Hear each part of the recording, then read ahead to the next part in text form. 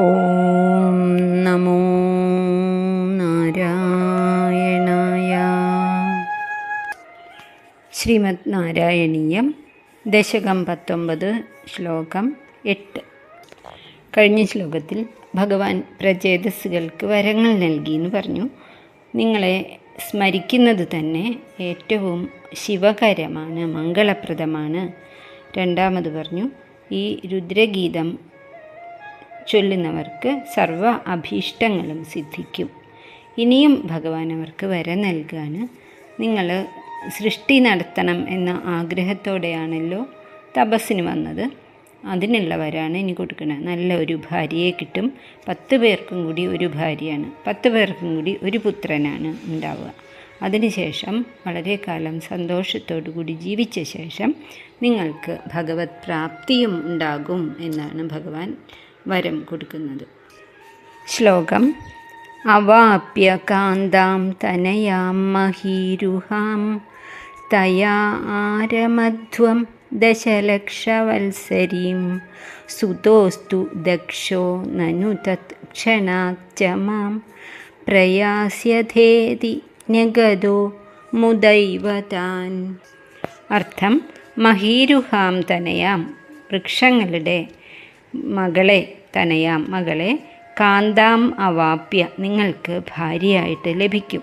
വൃക്ഷങ്ങൾ നിങ്ങൾക്ക് അവരുടെ വളർത്തുപുത്രിയായിട്ടുള്ള മാരിഷ, ആ മകളെ സന്തോഷത്തോടു കൂടി പ്രദാനം ചെയ്യും. അവളെ ഭാര്യയായിട്ട് സ്വീകരിക്കുക. തയാ, അവളോടുകൂടി, ദശലക്ഷവത്സരീം ആരമധ്വം നനു, 10 ലക്ഷം വർഷങ്ങൾ നിങ്ങൾ സുഖമായിട്ട് ഭൗതിക ജീവിതം നയിക്കുക. ദക്ഷ സുത അസ്തു, നിങ്ങൾക്ക് ദക്ഷൻ എന്നൊരു പുത്രനും ഉണ്ടാകും.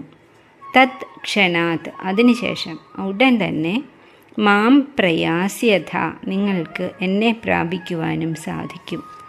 ഇതി മുദാ ഏവ, വീണ്ടും ഇപ്രകാരമുള്ള വരങ്ങൾ സന്തോഷത്തോടുകൂടി താൻ ന്യഗത, ഭഗവാൻ അവർക്ക് നൽകി, അവരോട് ഇങ്ങനെ പറഞ്ഞു എന്നർത്ഥം. അവാപ്യ കാന്താം, ഭാര്യയെ നിങ്ങൾ ഉടൻ തന്നെ പ്രാപിക്കുന്നതാണ്. ആരാണ് കാന്ത? ഭാര്യ. തനയാം മഹീരുഹാം, വൃക്ഷപുത്രിയാണ് നിങ്ങളുടെ ഭാര്യയായിട്ട് നിങ്ങൾക്ക് ലഭിക്കുക. തയാ രമധ്വം ദശലക്ഷവത്സരീം, അവളോടൊപ്പം ദശലക്ഷം 10 ലക്ഷം വർഷങ്ങൾ രമധ്വം, രമിക്കുക. നിങ്ങൾ ലൗകിക ജീവിതം ആനന്ദത്തോടുകൂടി നയിച്ചാലും, അവർ വേണ്ട വിധത്തിലെ ബ്രഹ്മചര്യത്തോടുകൂടി തപസ് ചെയ്തവരാണ് വളരെയേറെ കാലം.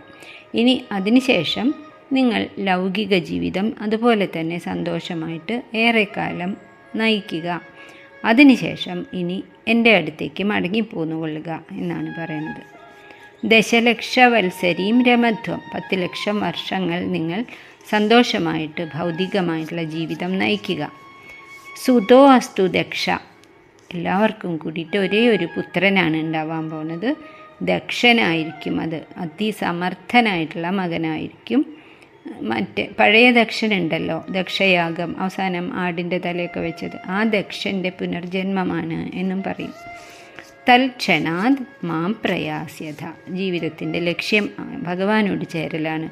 ഇങ്ങനെയുള്ള ഈ കാര്യങ്ങളൊക്കെ ചെയ്തതിന് ശേഷം നിങ്ങൾക്ക് വേഗം എന്നെ പ്രാപിക്കുവാനും സാധിക്കും. ഇങ്ങനെ അനുഗ്രഹിച്ചുകൊണ്ടാണ് ഭഗവാൻ പറഞ്ഞത്.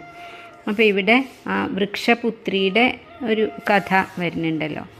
പ്രചേതസ്സുകളുടെ ഭാര്യയായി തീർന്നിട്ടുള്ള ആ സുന്ദരി എങ്ങനെയാണ് വൃക്ഷങ്ങളുടെ മകളായത് എന്നാണെങ്കിൽ, ഒരിക്കൽ കണ്ടു എന്നു പേരായിട്ടൊരു മഹർഷി കഠിനമായിട്ടുള്ള തപസ് ചെയ്യാണ്. തപസ് ശക്തിയായി തുടരുമ്പോൾ ഒരാൾക്ക് പേടിയായി, ദേവേന്ദ്രൻ തന്നെ. ദേവേന്ദ്രൻ ഒരു അപ്സരസിനെ വിളിച്ച് തപസ് മുടക്കാൻ പറഞ്ഞയച്ചു. പ്രംളോജ എന്നായിരുന്നു പേര്. ആ അപ്സരസ് അദ്ദേഹത്തിൻ്റെ അടുക്കലെത്തി വിശ്വാമിത്രന് മേനക എന്നതുപോലെ അവളെ പത്നിയായിട്ട് സ്വീകരിക്കേണ്ടി വന്നു. അവൾ പ്രസവിച്ചതാണ് ഈ സുന്ദരിയായിട്ടുള്ള മകളെ. അതിൻ്റെ പേരാണ് മാരിഷ എന്ന്. പ്രംളോജ, അത് കഴിഞ്ഞാൽ അവർക്ക് തിരിച്ചു പോകണം, ഭൂമിയിൽ നിൽക്കാൻ അധികാരമില്ലല്ലോ. അങ്ങനെ പ്രംളോജ കുട്ടിയെ വൃക്ഷങ്ങളുടെ കൂട്ടത്തിൽ കാട്ടിലിട്ടിട്ട് ദേവലോകത്തേക്ക് തന്നെ മടങ്ങിപ്പോയി. കുട്ടി വിശപ്പ് സഹിക്കാതെ കരയാൻ തുടങ്ങി. കരഞ്ഞപ്പോൾ വൃക്ഷങ്ങളുടെ ദേവനായിട്ടുള്ളത് ചന്ദ്രനാണ്, സോമൻ. ചന്ദ്രൻ തൻ്റെ വിരൽ തുമ്പ് കുട്ടിയുടെ വായിലേക്ക് വെച്ചിട്ട് അമൃതം പകർന്നു കൊടുത്തു എന്നാണ്. അങ്ങനെ ആണ് ഭാഗവതത്തിൽ പറയുന്നത്. തേജസ്വിനിയായിട്ടുള്ള വൃക്ഷകന്യകയായിട്ട് അവൾ വളർന്നു. വൃക്ഷങ്ങൾ അവളെ വേണ്ട വിധത്തിൽ വളർത്തി. ആ കുട്ടിയെയാണ് പ്രചേതസ്സുകൾക്ക് വൃക്ഷങ്ങൾ സമ്മാനമായിട്ട് കൊടുക്കാൻ പോണത്. ദ്രൗപദി ഒരു ഭാര്യ 5 പേർക്ക് പാണ്ഡവന്മാർക്കുണ്ടായില്ലോ. അതിനേക്കാൾ മുൻപ് അതേപോലെ 10 പേർക്ക് പ്രചേതസ്സുകൾക്ക് കൂടിയിട്ട് പ്രംലോജ എന്ന അപ്സരസിൻ്റെ മകളായിട്ടുള്ള മാരിഷ അല്ലെങ്കിൽ വാർക്ഷി വൃക്ഷകന്യക ആയിട്ടുള്ള അങ്ങനെ മകളുണ്ടാവുകയും ചെയ്തിരുന്നു, ഭാര്യയായിട്ട് ഉണ്ടാവുകയും ചെയ്തിട്ടുണ്ടായിരുന്നു.